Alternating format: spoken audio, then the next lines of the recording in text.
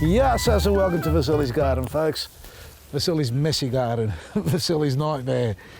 Name it what you want. I've been brush cutting today, so I just started to weed a bit more again. It's late afternoon when we're filming this, and I spent the last 5 hours brush cutting the grass, the edges. Look at this. This is mad. Look at all this stuff. I still got to scrape all this out of it and get it back down to that nice clean area. Thinking about it, big task ahead, but pulling all this stuff here out is a nightmare. Well, let me just show you how deep these roots go. I haven't dug here yet. Let's see if we can find something nice and deep. Not that I want them to be deep here. Look at this.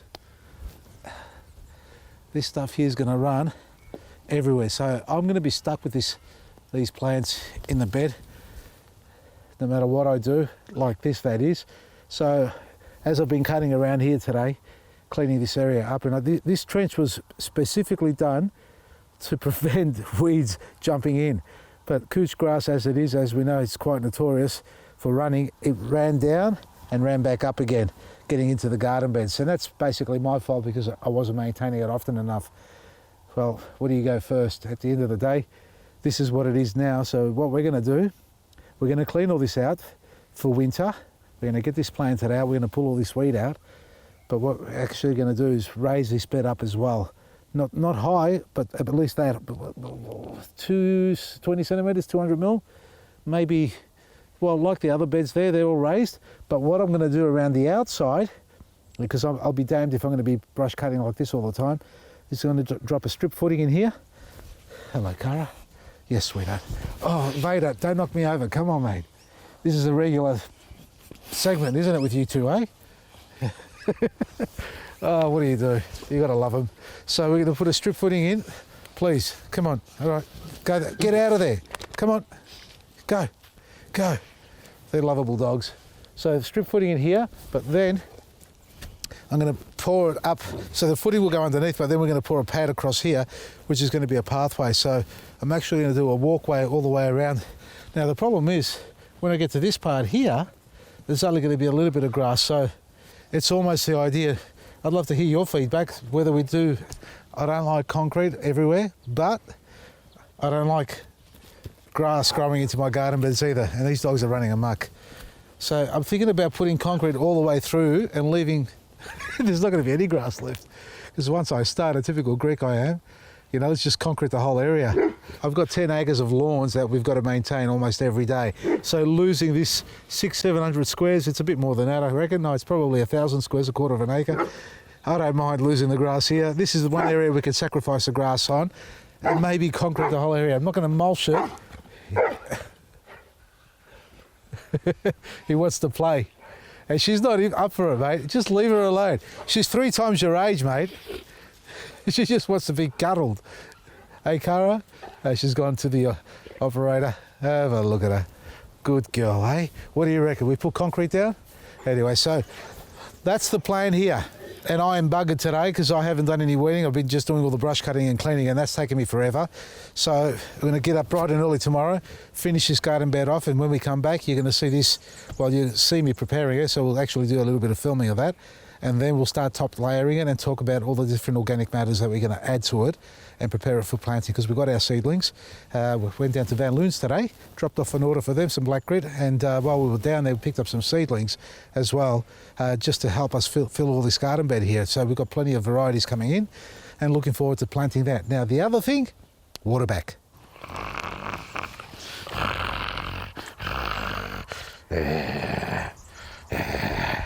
Who's a good boy? He's a good boy. This way. We're talking about waterback here, folks. Now, this is a product that we've had for a long time. It's a family of beneficial microbes that actually feed off blue-green algae in your water. So this stuff here, let me get a sample out. It's got little sachets inside, and each one will do up to 1,000 litres of water. Now, what it does, it actually helps to clean your water out. Now, you've got to keep in mind the water that you have, how long it's been sitting there. It won't do solids, but it'll do the greening that occurs when it starts to discolour, that is. So this little sachet here will treat up to 1,000 litres of water. it's activated charcoal with a bacteria inoculated into it. So, and it's dissolvable plastic too, so you don't have to open the seal. So just simply drop that in your water, and over the course of a few weeks, 2 or 3 weeks, you'll start to see it clearing your water out. Initially, it'll go black because the charcoal will spread through the water, and then from there on, it actually feeds off all the phosphorus, all the nitrates, nitrites, if I can pronounce that correctly, the ammoniums, and organic matter that's decomposing, like leaf matter and grass clippings that fall into your water. Now, it's ideal to use on water tanks, troughs for farm animals, ponds, even water features especially. And if you've got still water sitting there in the pond, no doubt it'll be going green there. So it won't feed off the solids. So the solids are a hard thing to break down, but it will stop the water from going green. So if you're starting to see a discoloration happening in your water, it's a great product to add into it because it's all natural. It's a bacteria, Bacillus subtilis, if I can pronounce that correctly. It's almost like my name, subtilis. That's it, Bacillus subtilis. Bacillus subtilis. No, that's a tongue twister. Anyway, also you can use it with your cut flowers. So if you've got floral arrangements in a vase, you only need a pinhead size of this stuff to go in it. You don't put a whole sachet because that will treat 1,000 litres. You only want to put literally a pinch, basically like a pinch of salt that you do to treat the water, and it'll preserve your flowers and stop that water from going green as well. So it actually helps the flowers last longer and take up any other nutrients that you may put into the water. Now, also keep in mind, if your water's been treated with chemicals, antibacterial chemicals, even fungicides, it may affect the bacteria itself. So it's ideal for rainwater, water tanks, that it's all natural water that's been not distilled, but sitting there and starting to go green. So think about that one. And you can see a trial that we did a couple of years ago that's on our website, vasilisgarden.com.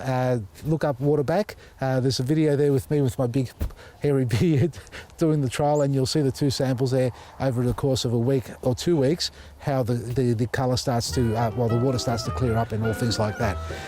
So that's Waterback. This is my dirty garden. And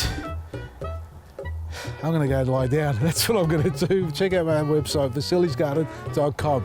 From me, Vasili, Maresi. Hey, puppies, let's go for a walk. Come on, let's go.